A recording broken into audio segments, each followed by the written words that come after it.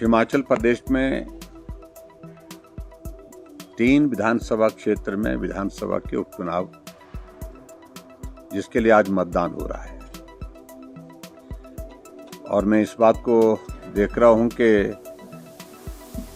अभी तक के जो मतदान के लिए जो हमको जो जानकारी मिली है कि काफ़ी उत्साह के साथ लोग बड़ी संख्या में मतदान करने के लिए मतदान केंद्र पर पहुंचे हैं।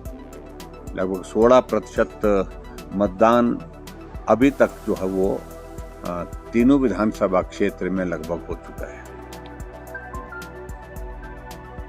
मैं इस चुनाव के कैंपेन में हिमाचल प्रदेश में तीनों विधानसभा क्षेत्र में अलग अलग समय में रहा हूं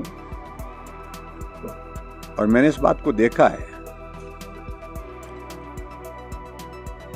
कि तीनों विधानसभा क्षेत्र में लोगों का रुझान भारतीय जनता पार्टी के पक्ष में है। भारतीय जनता पार्टी को जिताना चाहती है, भारतीय जनता पार्टी के विधायकों को चुन करके भेजना चाहती है। लेकिन जिस प्रकार से इन तीनों चुनावों पर कांग्रेस पार्टी ने सत्ता का दुरुपयोग किया है, वो आज से पहले मुझे लगता है कि शायद ही हिमाचल प्रदेश में इस स्तर पर लोकतंत्र में रहते हुए चुनाव को प्रभावित करने के लिए, चुनाव को जीतने के लिए जिस तरह के हथकंडे अपनाए गए हैं, मैं समझता हूं बहुत ही दुर्भाग्यपूर्ण है।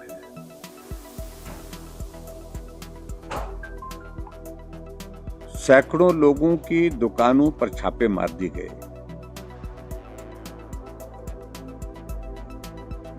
जिनकी भी दुकान पर कहीं भारतीय जनता पार्टी का झंडा सामने दिखा, पोस्टर दिखा, टीमें वहां पर भेजी गई और उनके सारे कागजात लेकर के उन दुकानदारों को परेशान किया जा रहा है। कर्मचारियों को तो एक तरफा ही आदेश किया गया है कि अगर कर्मचारी कहीं भी भारतीय जनता पार्टी के पक्ष में वोट डालेंगे, अगर कहीं भी लगा उनका परिवार का कोई सदस्य, उनका कोई रिश्तेदार, तो इस बात को मान करके चलिए चुनाव के परिणाम के पश्चात, चुनाव के बाद उनको दूर दराज के इलाके में किन्नौर, भरमौर, सिरमौर, पांगी ऐसी जगह जाना पड़ेगा।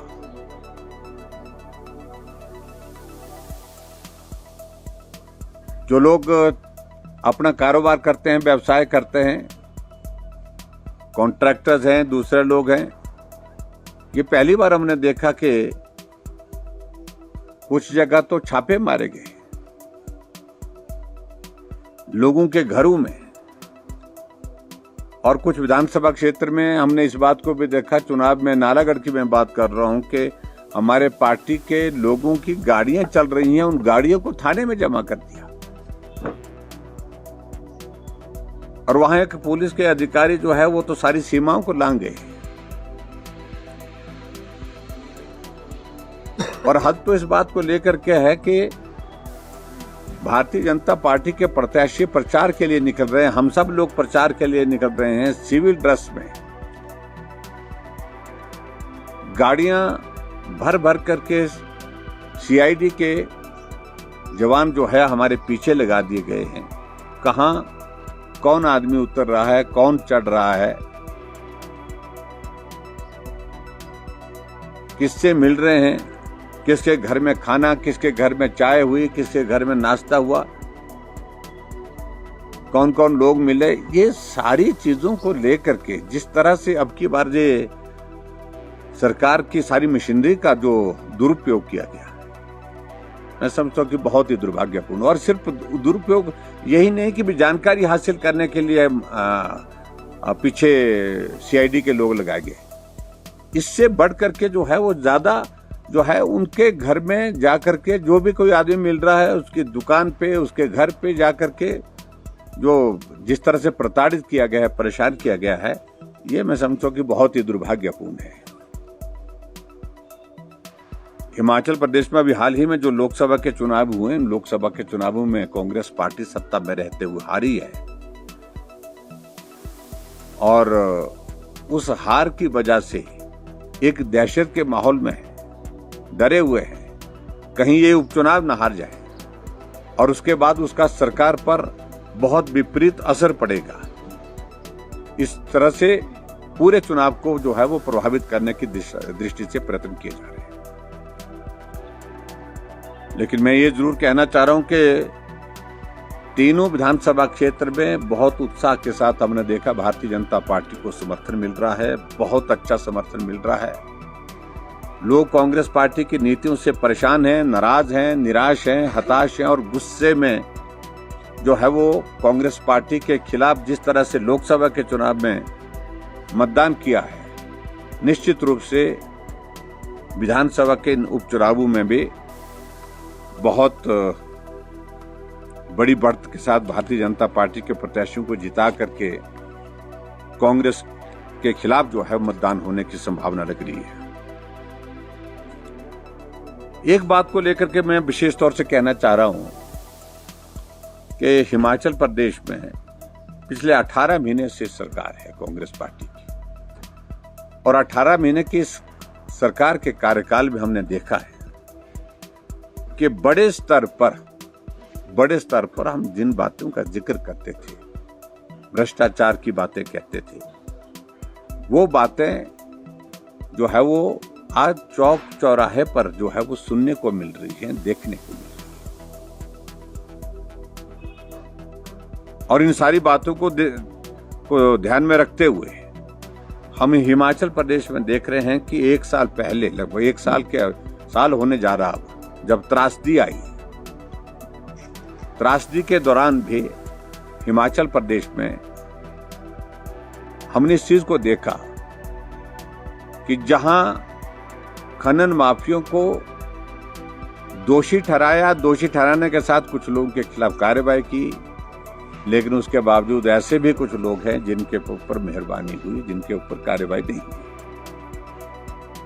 ये भी देखने को मिला। और वो कौन लोग हैं, मुझे लगता है कि उनको बताने की आवश्यकता नहीं है। वो प्रभावशाली लोग, जो सत्ता से जुड़े हुए लोग, जिनको सरकार का संरक्षण है, वो फलते रहे, फूलते रहे और जिसके परिणाम जो है वो हिमाचल प्रदेश के रेवेन्यू को भी बहुत बड़ा नुकसान हुआ है।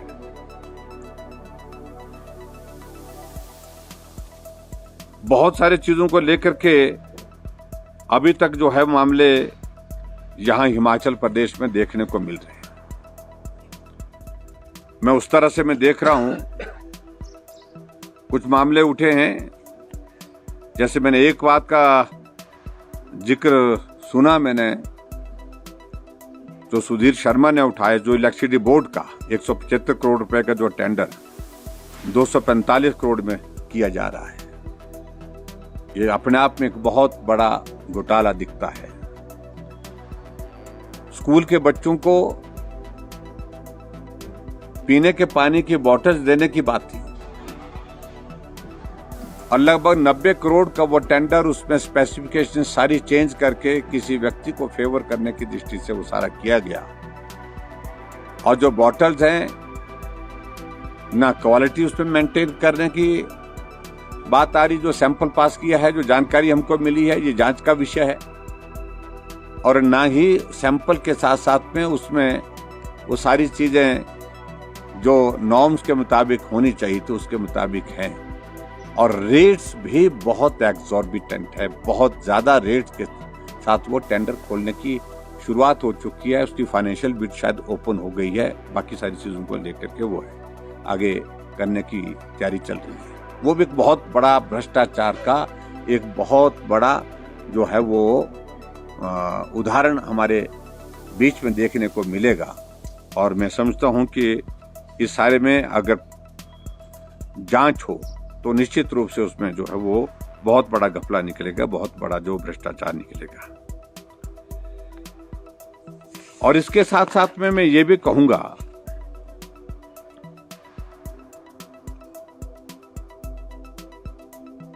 पिछले कुछ दिनों से चर्चा इस बात को लेकर के है,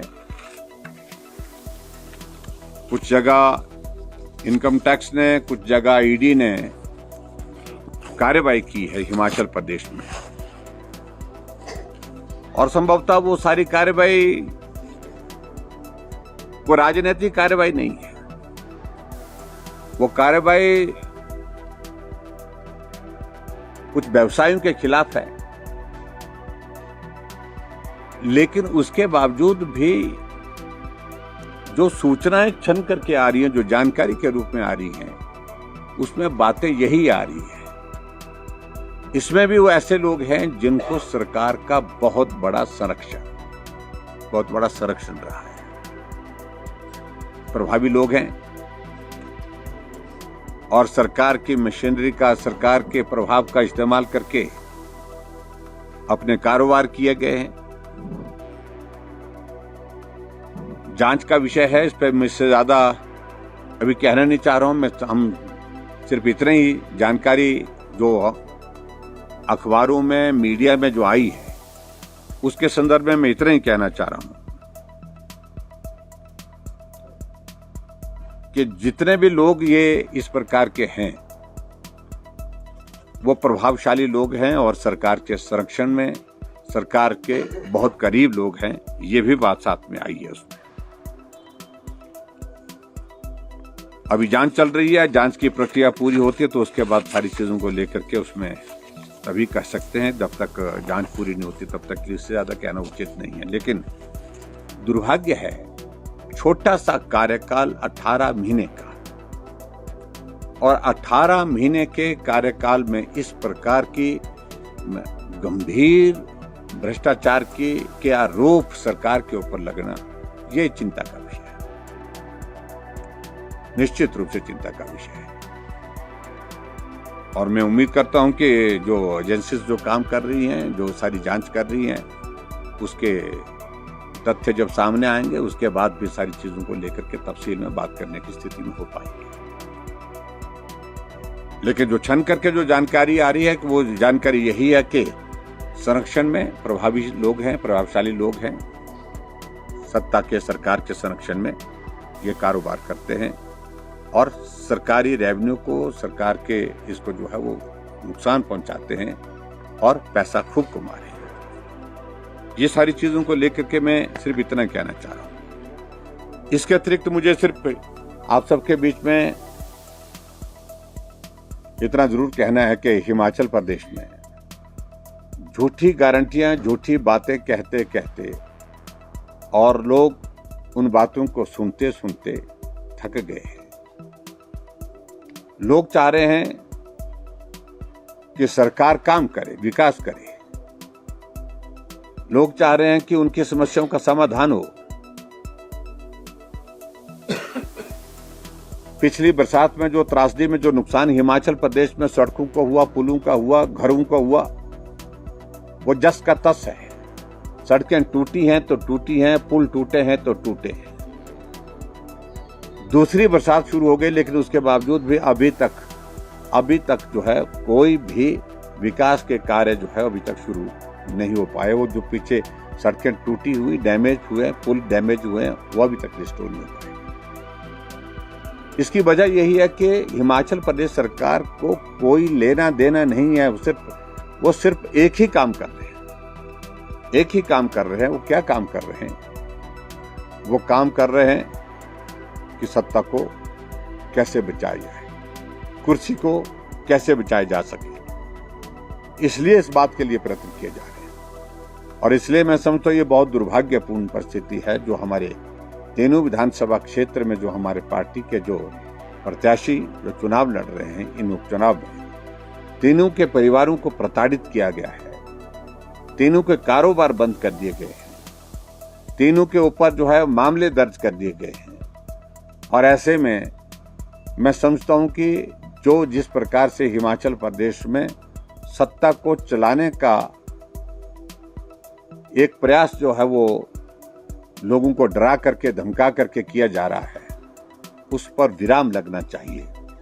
और मैं उम्मीद करता हूं कि इन तीनों उपचुनाव में भारतीय जनता पार्टी को लोग समर्थन देंगे, भारतीय जनता पार्टी की जीत सुनिश्चित करेंगे, ताकि एक बहुत बड़ा संदेश जो है वो कांग्रेस पार्टी के इस तरह से कामकाज करने के तौर तरीके पर जा सके, यही मुझे कहना है। मध्य प्रदेश की राजनीति में बदले की भावना से काम होता रहा और आपके समय में यहाँ तक गया, अब फिर से आपको लग रहा है कि उसी बड़ी पार्टी में जो है सरकार चल रही है? देखिए, मैं इस बात को पहले से इस बात को बड़ा स्पष्ट कर दिया था कि मैंने हिमाचल प्रदेश में सत्ता संभालने के बाद पहली कैबिनेट की बैठक में फैसला लिया था कि हम बदले की भावना से काम नहीं करेंगे, प्रतिशोध की भावना से काम नहीं करेंगे, और नहीं किया हमने, और 5 वर्ष तक नहीं किया। ठीक है, जहां कोई गलत करता था उनके खिलाफ कानून के मुताबिक कार्रवाई, लेकिन इतना मुझे इस बात को लेकर संतोष है कि 5 साल के कार्यकाल में कोई भी इस तरह की भ्रष्टाचार की और इस तरह की गलत चीजों की जो है वो बातें हमारे सरकार के दौरान नहीं हुई। बदले की भावना से काम नहीं हुआ, और भ्रष्टाचार का भी मैं कह सकता हूं कि कोई आरोप नहीं रहा 5 वर्ष तक सरकार के। सर, पॉलिटिक्स ऑफ वेंडेटा का आपने बिल्कुल अपने कार्यकाल में नहीं होने दिया, लेकिन ये जो ईडी और सीबीआई के छापे अभी लगे हैं लॉकडाउन में आने से, कांग्रेस का सीधा कहना है कि ये सरकार को दबाने और पॉलिटिक्स ऑफ वेंडेटा की ही एक तस्वीर। देखिए, एक तो मैं पहली बात कह रहा हूं कि जिन छापों को राजनीतिक दृष्टि से सोचने की आवश्यकता नहीं, किसी पॉलिटिकल आदमी के ऊपर तो किया नहीं है। जो कुछ भी कार्रवाई हुई है, ये व्यवसाय, ये मुझे तो जानकारी ज्यादा नहीं है, लेकिन उसके बावजूद भी मेरी जानकारी के मुताबिक तो ये कार्रवाई जो है एक रूटीन की, व्यवसाय में कुछ गलत करने वाले लोग, जो गलत तरीके से पैसा कमा रहे लोग, उनके ऊपर कार्रवाई है। हाँ, इस बात को लेकर के आगे जिस तरह से तार जोड़ने की बात आ रही है, वो चौंकाने वाली बातें जरूर हैं, वो हैरान करने वाली बातें जरूर हैं, और इसको राजनीतिक दृष्टि से पॉलिटिकल वेंडेटा के साथ ये किया गया है, ऐसा मुझे लगता है कि ऐसा स्वरूप इसको देना उचित नहीं।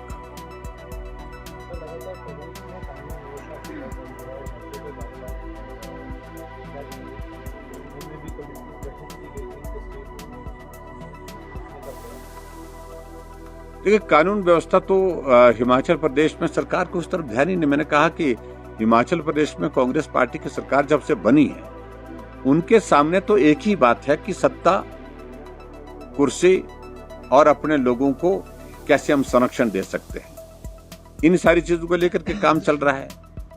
विकास उनकी कोई प्राथमिकता नहीं, कानून व्यवस्था उनकी कोई प्राथमिकता नहीं। कहने के तो व्यवस्था परिवर्तन है, लेकिन कानून की धज्जियां उड़ गई। आपके यहाँ बद्दी में अभी कुछ दिन पहले गोली चली, कारण क्या था? कबाड़ का झगड़ा था।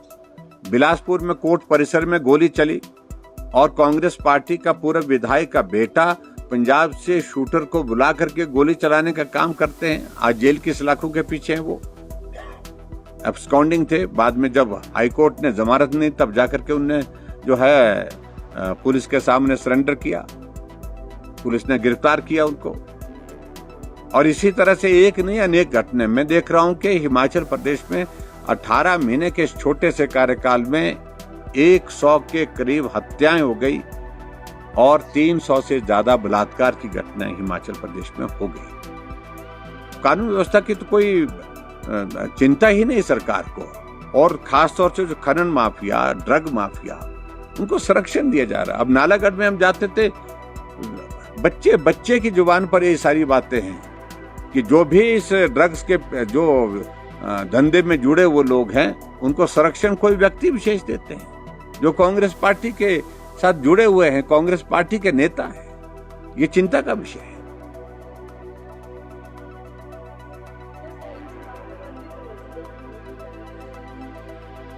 आप देखना चाहते हैं परिवर्तन?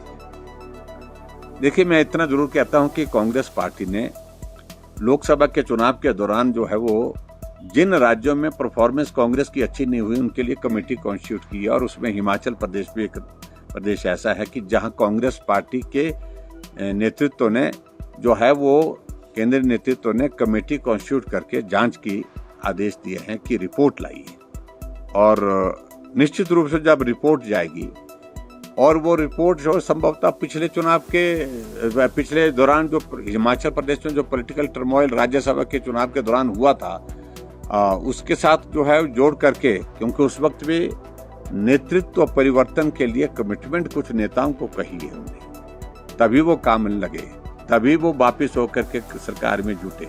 अन्यथा वो भी अपने रास्ते निकल गए थे, कहीं जा रहे थे, कहीं मुझे मालूम नहीं कहाँ जा रहे थे, लेकिन जा रहे थे। लेकिन इतनी बात मैं जरूर कहना चाह रहा हूँ कि अब आज की तारीख में जो जांच होगी तो उस जांच में तय है कि हिमाचल प्रदेश में ये कांग्रेस के नेतृत्व को परिवर्तन करने के लिए जो है वो रिपोर्ट जाएगी, ऐसा लगता है मुझे, क्योंकि कांग्रेस पार्टी के बड़े सारे नेता जो इस काम में लगे हुए हैं, जुटे हुए, कुछ दिल्ली में, कुछ प्रदेश में। लेकिन हमारा मानना है कि नेतृत्व परिवर्तन से गुजारा नहीं होगा। कांग्रेस की सरकार ने हिमाचल प्रदेश का बहुत बड़ा नुकसान कर दिया। अगर हिमाचल प्रदेश को बचाना है तो नेतृत्व परिवर्तन नहीं, सत्ता परिवर्तन की आवश्यकता है।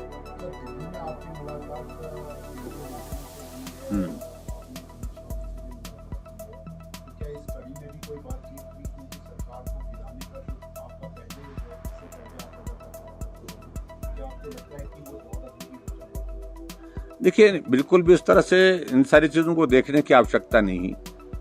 केंद्र में आदरणीय मोदी जी के नेतृत्व में लगातार तीसरी बार सरकार बनी है। मोदी जी तीसरी बार प्रधानमंत्री बने हैं और स्वाभाविक रूप से एक कर्सी के नाते सरकार में नए दायित्व के साथ जो मंत्री हैं उनसे मिलने की प्रक्रिया रहती है। उनको मैं कर्सी के लिए जो है वो मिलने के लिए जो शिष्टाचार की भेंट के नाते मैं गया था। मुझे राजनाथ सिंह जी भी मिले, गडकरी जी भी मिले, अमित शाह जी भी मिले। लेकिन ये बिल्कुल महज एक जिसको कह सकते हैं कि एक शिष्टाचार के नाते भेंट थी। नई सरकार बनी है, बधाई देने के लिए हम गए थे और कुछ काम भी थे मंत्रालय के, क्या नाम, अपने ये गडकरी जी के मंत्रालय में, राजनाथ सिंह जी के भी।